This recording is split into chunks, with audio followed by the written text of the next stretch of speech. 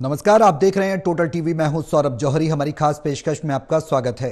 हरियाणा विधानसभा के बजट सत्र के तीसरे दिन भी हंगामा देखने को मिला। सदन में प्रश्नकाल के दौरान सत्ता पक्ष और विपक्ष के सदस्य आमने सामने आ गए। मामला जनता से जुड़ी समस्याओं और जनता से बीजेपी की तरफ से हरियाणा विधानसभा चुनाव के दौरान किए गए वादों का, जिन पर सदन में जमकर बहस हुई। विपक्ष लगातार सरकार को घेरने की कोशिश करता नजर आया, तो वहीं सरकार भी विपक्ष के हर सवाल का जवाब देती नजर आई।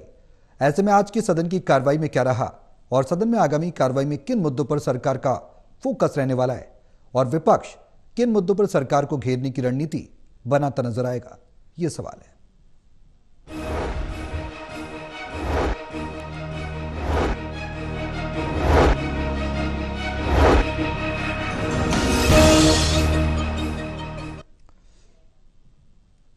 तो बजट सत्र हरियाणा का लगातार जारी है और आज तीसरे दिन प्रश्नकाल के बाद सत्ता पक्ष और विपक्ष आमने सामने आ गया। तमाम ऐसे अहम मुद्दे जिनको विपक्ष ढाल बनाकर सत्ता पक्ष को घेरने की कोशिश कर रहा है, तो सत्ता पक्ष भी कहीं ना कहीं जवाब देने की तैयारी में पूरी तरह से नजर आ रहा है। सीएम सैनी कई मामलों पर सरकार का पक्ष भी क्लियर कर चुके हैं।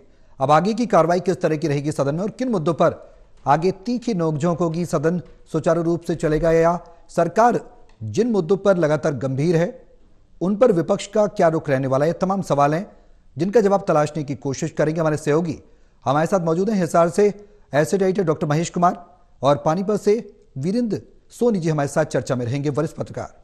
आप दोनों के साथ मैं चर्चा को आगे बढ़ाऊं, लेकिन उससे पहले एक रिपोर्ट दिखाते हैं। रिपोर्ट देखिए, फिर करेंगे चर्चा की शुरुआत।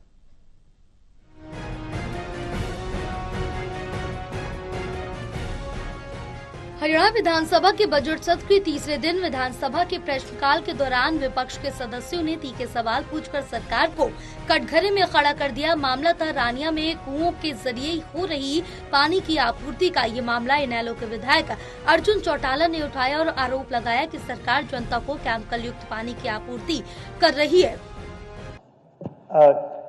सेंट्रल ग्राउंड वाटर बोर्ड ने भी जो रिपोर्ट जारी करी है, दोनों के अंदर बहुत ही अलार्मिंग चीज सामने आती है।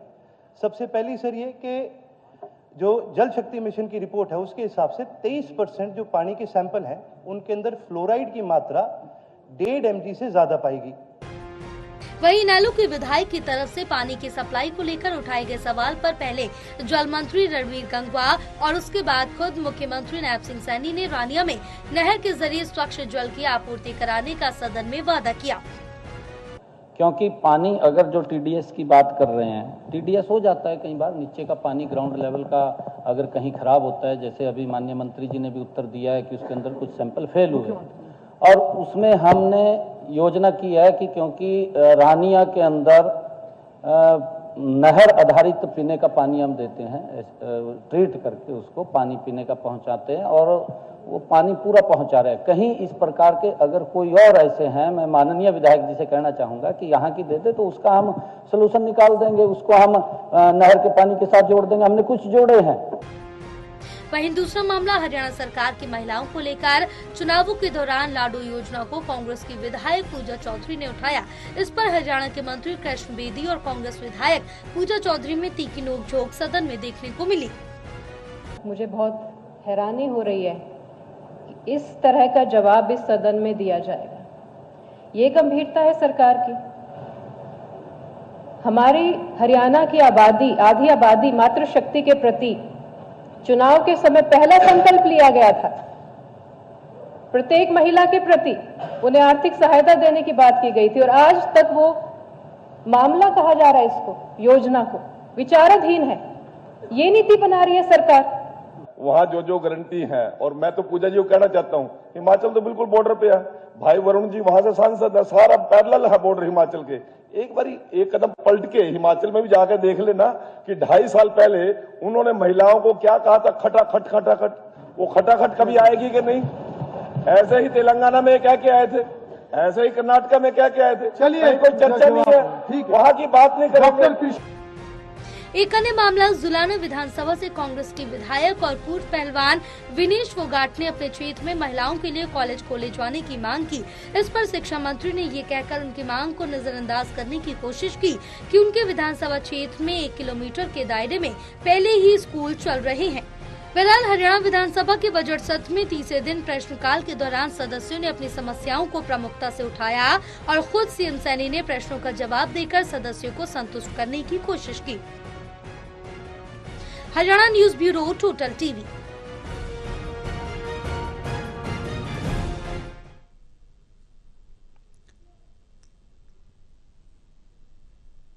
तो अर्जुन चौटाला और उसके बाद पूजा चौधरी और विनीश फोगाट, ये लगातार विपक्ष के द्वारा कई सवाल दागे गए सदन के अंदर और सरकार के द्वारा जवाब भी दिया गया। महेश, आज की कार्रवाई को देखकर क्या कुछ कहा जाए? जो मांगे जिनकी हम अक्सर चर्चा भी करते रहे हैं, पानी का मुद्दा उठेगा, बिजली का मुद्दा उठेगा, महंगाई का मुद्दा उठेगा, बेरोजगारी का मुद्दा उठेगा, तो धीरे धीरे करके वो मुद्दे आप सदन में देखने को भी मिल रहे हैं। आज की कार्रवाई को देखकर क्या कुछ लग रहा है? कि भारतीय जनता पार्टी का जो संकल्प पत्र है उसके एक एक वायदे को गिरवाने का काम यहां कांग्रेस पार्टी के विधायक करने वाले हैं। सवाल जवाब होंगे और भूमिका यहां पर इंडियन नेशनल लोकदल की भी देखने को मिल रही है। जिस तरीके से अर्जुन चौटाला लगातार सरकार पर हमलावर नजर आ रहे हैं, इंडियन नेशनल लोकदल भी भले ही 2 विधायक उनके पास हरियाणा विधानसभा के सदन में है, लेकिन 2 के 2 विधायक अच्छा परफॉर्मेंस यहां पर देने की कोशिश कर रहे हैं।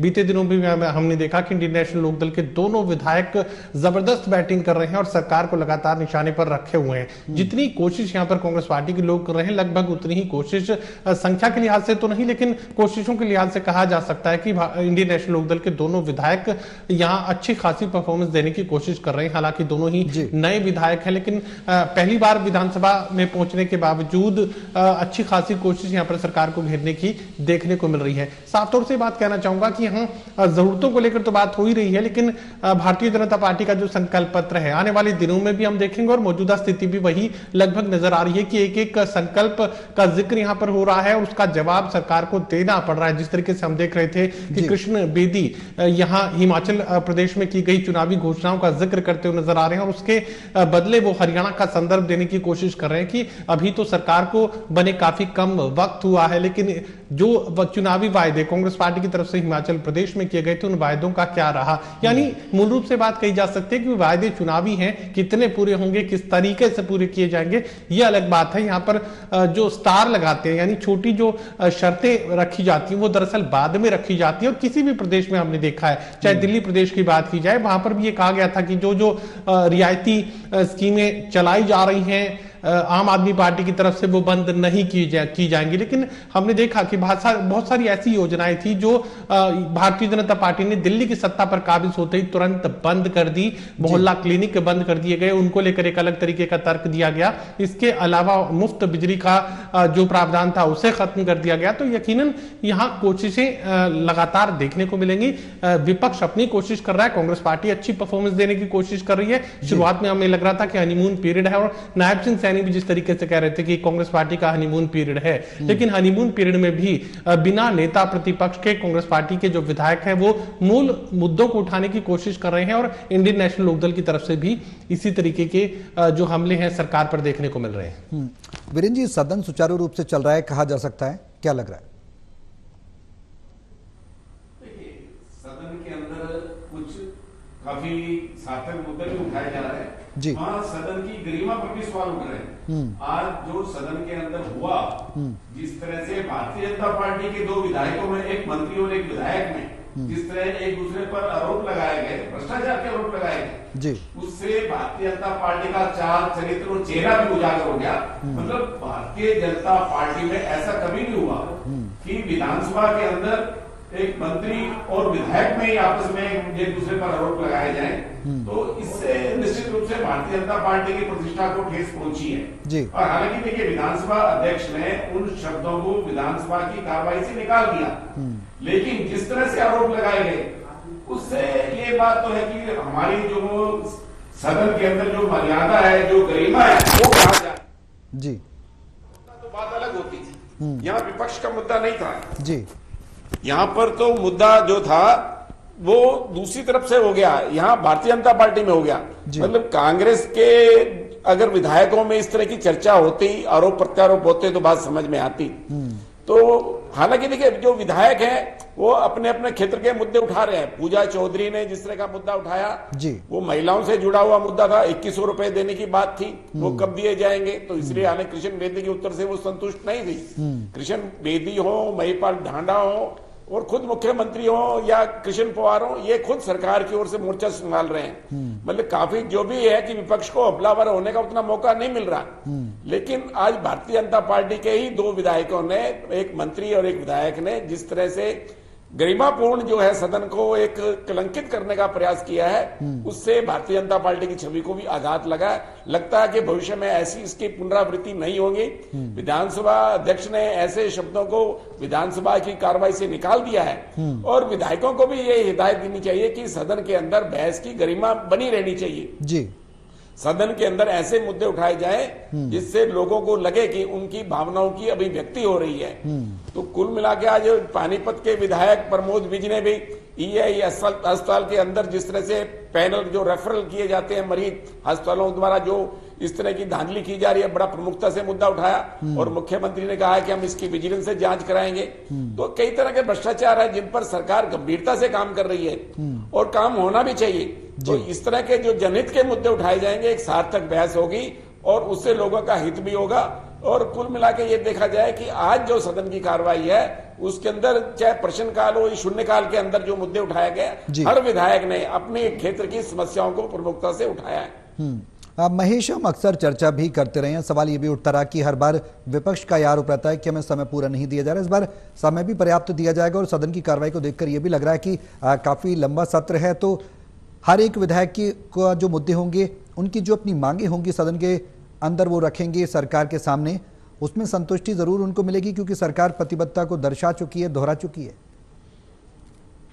देखिए, इसका जिक्र हमने कल भी किया था। अक्सर और हमेशा हमने ये देखा है कि विपक्ष ये आरोप जरूर जो है सदन के बाद, सत्र के बाद लगाने का काम करता है कि उन्हें वक्त नहीं दिया गया। वो कुछ कहना चाहते थे, वो अपनी समस्याओं को उठाना चाहते थे, अपने मुद्दों को सामने रखना चाहते थे, लेकिन वो नहीं हो पाया क्योंकि समय नहीं दिया गया। इस बार मुझे लगता है कि दिल की जो सारी ख्वाहिशें हैं, जितने सवाल हैं, वो सामने रखने की जो संभावना इस वक्त की उपलब्धता के लिहाज से नजर आ रही है। और हम ये भी लगातार जिक्र कर रहे थे कि गरिमा पर आप सवाल अक्सर किया करते थे कि क्या कुछ बदला नजर आएगा, तो जवाब में हमेशा यही बात कही गई कि इस बार एक खास शख्सियत हरियाणा विधानसभा का हिस्सा नहीं है। अभय सिंह चौटाला का मैं जिक्र कर रहा हूं, इंडियन नेशनल लोकदल के पूर्व विधायक, वो हरियाणा विधानसभा का इस सदन में हिस्सा नहीं है, जिसकी वजह से ये लगातार ये जवाब आपको मिलता रहा कि गरिमा जो है पहले से ज्यादा देखने को मिलेगी। इस तरह के शब्दों का इस्तेमाल जो अभय सिंह चौटाला किया करते थे, शायद उस तरह की चर्चा परिचर्चा, उस तरह की बहस अब हरियाणा विधानसभा में कोई नहीं करेगा। लेकिन जिस तरीके से यहां मर्यादाओं को लांघने का काम भारतीय जनता पार्टी के दोनों विधायकों की, एक मंत्री और एक विधायक की तरफ से किया गया है, डॉक्टर अरविंद शर्मा और जिस तरीके से रामकुमार गौतम आमने सामने हुए, जिन शब्दों के साथ जो शब्द बाण दोनों तरफ से छोड़े गए हैं, वो शायद एक बेहद विपरीत परिस्थिति यहां पर पैदा कर रहे हैं। जिस तरह की परिस्थिति अभय सिंह चौटाला हरियाणा विधानसभा में कायम किया करते थे, लगभग उसी तरह के हालात बीजेपी के मंत्री और विधायक की तरफ से कायम कर दिए गए। भले आप इन शब्दों को रिकॉर्ड से हटा लें, लेकिन वो शब्द क्या थे, वो किस तरह की टिप्पणियां की गई थी, वो सोशल मीडिया के जरिए, तमाम दूसरे खबरों के जरिए वो लोगों तक पहुंच रहा है। भले ही हरियाणा विधानसभा के डॉक्यूमेंटेशन में उन शब्दों को चिन्हित नहीं किया जाएगा, इंगित नहीं किया जाएगा, लेकिन वो शब्द तो लोगों तक पहुंच चुके हैं। उसके साथ ही सवाल भी लोगों के जहन में पहुंच चुके हैं, जिसका जवाब शायद कभी नहीं मिलेगा। लेकिन इस तरह की परिस्थिति जब पैदा होती है तो भारतीय जनता पार्टी के जिस अनुशासन का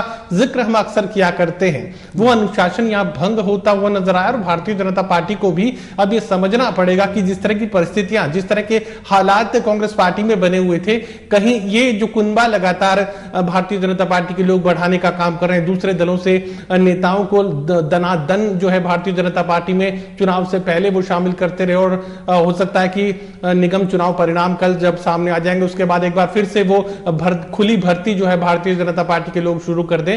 वो खुली भर्ती तो भारतीय जनता पार्टी के लोग जरूर कर रहे हैं, लेकिन ऐसा हालात कहीं पैदा ना हो जाए जो कांग्रेस के हालात थे अंदरूनी घमासान के, कहीं वैसे हालात हरियाणा में भारतीय जनता पार्टी के ना हो जाए। बिल्कुल स्थिति वही है, वीरेंद्र जी ने भी वही जिक्र किया, आप भी वही बता रहे हैं।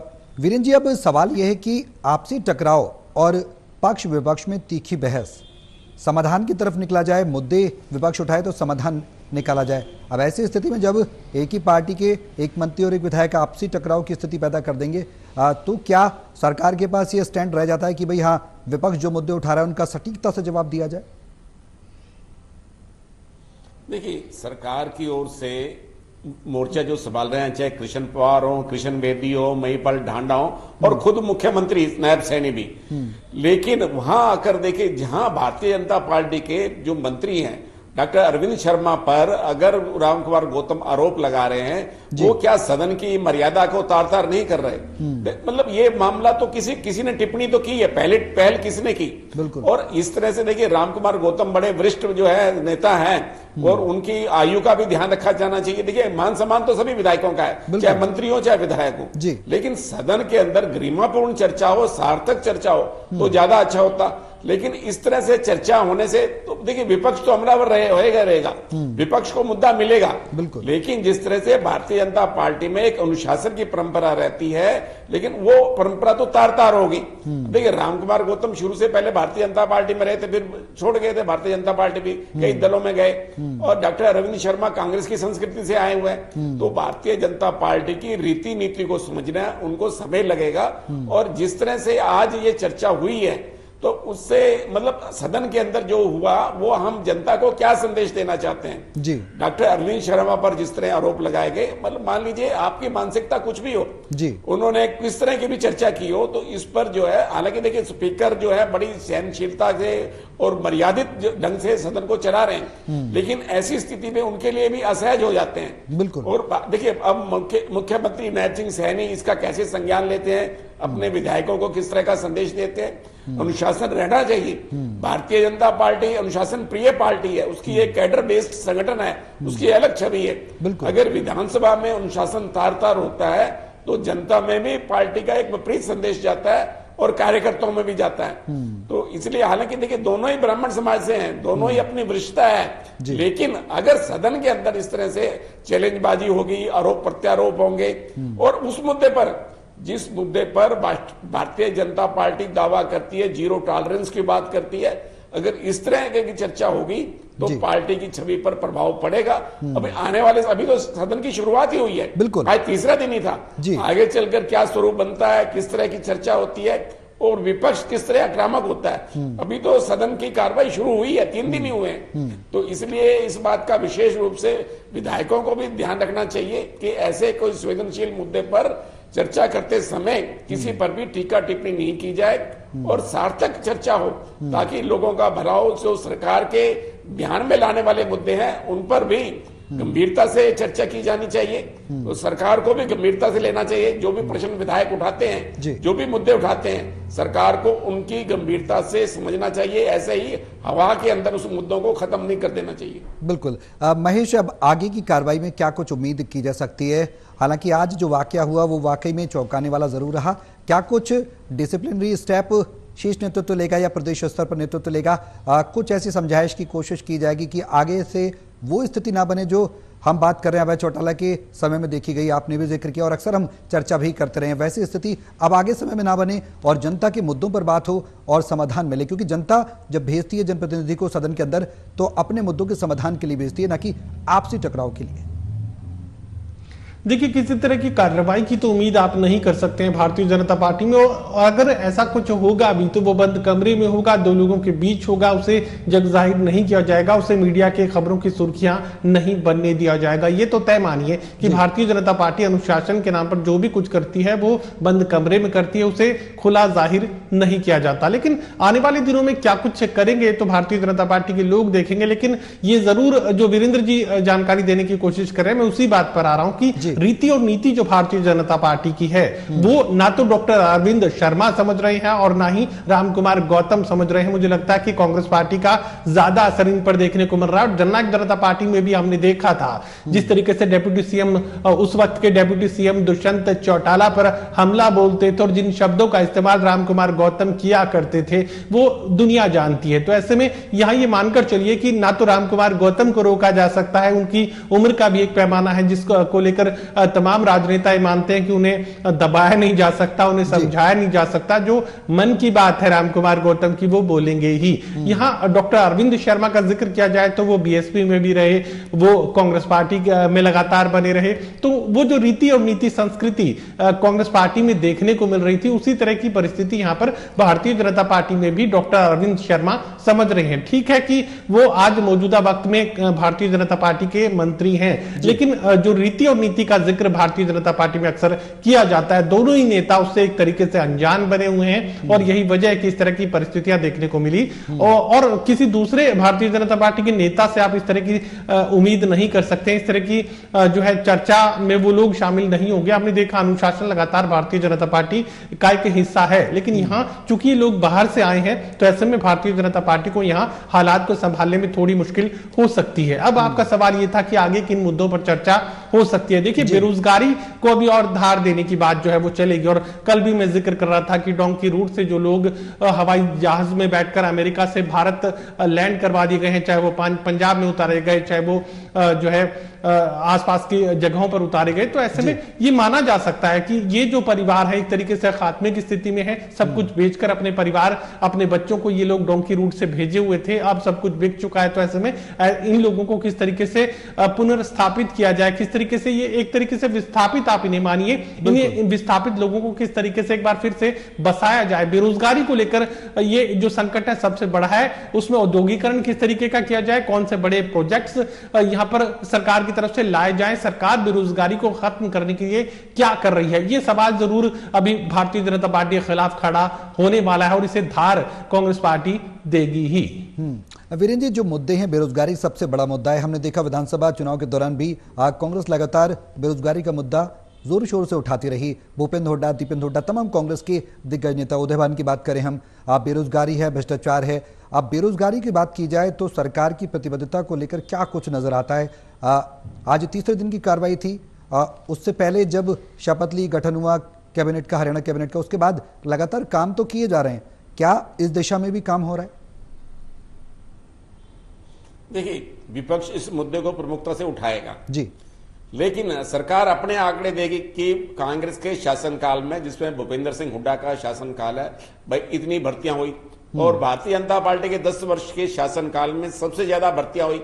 मतलब भारतीय जनता पार्टी रोजगार देने की दिशा में कांग्रेस से अग्रसर है। तो देखिए, ये तो आंकड़ों का खेल है। सभी अपने आंकड़े बताकर ये दर्शाने का प्रयास करेगी कि भारतीय जनता पार्टी सरकारी नौकरियों के जो पद रिक्त हैं उनको भरने में ये सरकार आगे है। और भूपेंद्र सिंह हुड्डा ने इतने रोजगार नहीं दिए जितने रोजगार भारतीय जनता पार्टी ने दिए। देखिए, हालांकि देखिए, शिक्षा के क्षेत्र में कई शिक्षकों के, प्रोफेसरों के पद रिक्त पड़े हैं, कई सरकारी विभागों में पद रिक्त पड़े हैं, डॉक्टरों की कमी है। देखिए, विपक्ष इन मुद्दों को उठाएगा, आंकड़े देकर उठाएगा। बिल्कुल, कल आफ्ताब अहमद ने भी ये आंकड़े देकर बताया था।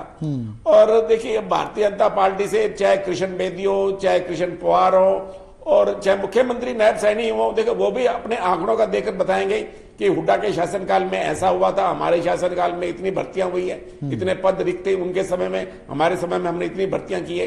ये तो देखो, हर कोई अपना पक्ष रखता ही रखता है जी। और अब देखिए, अब अगर हम ये देखें कि चाहे अब ऊर्जा मंत्री अनिल विज हो, ढंग से अभी प्रखर नहीं है, लेकिन वो अपने विभागों का बड़ी सफाई से जवाब दे रहे हैं। और मुख्यमंत्री जो है, दूसरे मंत्रियों के भी जो उनके प्रश्न पूरे जवाब नहीं दे पाते, तो वहां भी मोर्चा मुख्यमंत्री संभालते हैं, मुख्यमंत्री सफाई देते हैं। बिल्कुल, अब मुख्यमंत्री पर निर्भर करेगा कि जो मंत्री अपने विभागों के प्रश्नों का सही ढंग से उत्तर नहीं दे पाते, तो उनका कब तक मोर्चा संभालते रहेंगे, वो मंत्री कब सक्षम होंगे और अपनी बात को कहने के लिए? नहीं तो विपक्ष उनको अवसर मिलेगा घेरने का, वो सरकार को घेरेगा, क्योंकि मंत्री जो है वो पूरा उसका अध्ययन करके नहीं आते। तो ऐसे में मुख्यमंत्री के लिए बड़ी असहज स्थिति हो जाती है। और जो आज का घटनाक्रम हुआ, अपने विधायकों को संगठित रखना और सदन की मर्यादा को बनाए रखना, ये नायब सैनी पर और ज्यादा एक जिम्मेदारी आ जाती है। उस जिम्मेदारी को कितना निभा पाएंगे? अब संसदीय कार्य मंत्री महिपाल ढांडा है, उनको सदन को, अपने विधायकों को नियंत्रित करना, मुद्दे देना, किस तरह का वो सदन में अपनी कार्रवाई रखते हैं, किस तरह सदन को चलाते हैं, ये सब कुछ निर्भर करेगा, क्योंकि अब मनोहर लाल जी तो है नहीं। बिल्कुल, तो ऐसे में नायब सैनी को उन पर जिम्मेदारी ज्यादा बढ़ जाती है। और उनकी परफॉर्मेंस देखने को मिलेगी कि वो अपनी परफॉर्मेंस से कितना प्रभावित करते हैं। हर मंत्री की कार्यशैली की भी झलक भी दिखाई देगी सदन के अंदर। और भारतीय जनता पार्टी के जो नए विधायक हैं, चाहे वो विपक्ष के भी हों, चाहे इनेलो के हों, चाहे कांग्रेस के आदित्य सुरजेवाला हों, सब ने अपनी बात प्रमुखता से रखी है। अपने विधानसभा क्षेत्र के मुद्दों को बड़ी गंभीरता के साथ, संवेदनशीलता के साथ उठाया है और अपनी छाप भी छोड़ी है। तो ऐसे में भारतीय जनता पार्टी के मंत्रियों का यह दायित्व बनता है कि वो होम वर्क करके आए, जो प्रश्न विधायक करते हैं उनका सही ढंग से जवाब दें, ताकि मुख्यमंत्री पर अधिक बोझ ना पड़े। महेश, किसी तरह की चुनौतियां सरकार के सामने क्या नजर आती हैं सदन के कार्यशैली के दौरान, क्योंकि कई चुनौतियों का जिक्र वीरेंद्र जी भी कर रहे हैं। शॉर्ट में मैं आपसे चाहूंगा, जिस तरह की स्थिति बनी हुई है, इस स्थिति को देखकर क्या कहें, संक्षेप में बताएं। देखिए, मुझे लगता है कि अगर सरकार के सामने सबसे बड़ी चुनौती अगर कुछ बनने वाला है तो ये अतिरिक्त समय जो दिया गया है, ये सबसे बड़ी चुनौती बनने वाला है। जितना विपक्ष को ज्यादा समय मिलेगा, उतना ही यहाँ सरकार के खिलाफ जो हमले हैं, घेराबंदी है, वो लगातार बढ़ती हुई नजर आएगी। सबसे बड़ी परेशानी तो आगे आने वाले वक्त में जो सरकार के लिए बनने वाली है, जो ये अतिरिक्त समय दिया गया, जो खुला वक्त यहाँ तमाम विपक्षी विधायकों को मिल रहा है, तो उसके बाद हो सकता है कि इस तरह के हमले सरकार पर बढ़ेंगे ही। उससे पहले मैंने जिक्र किया कि यहाँ बेरोजगारी को लेकर, शिक्षा के स्तर को लेकर, कानून व्यवस्था को लेकर सरकार पर हमले लगातार तेज होंगे। ठीक है, चलिए, बहुत शुक्रिया आप सभी का हमारे साथ इस चर्चा में शामिल होने के लिए।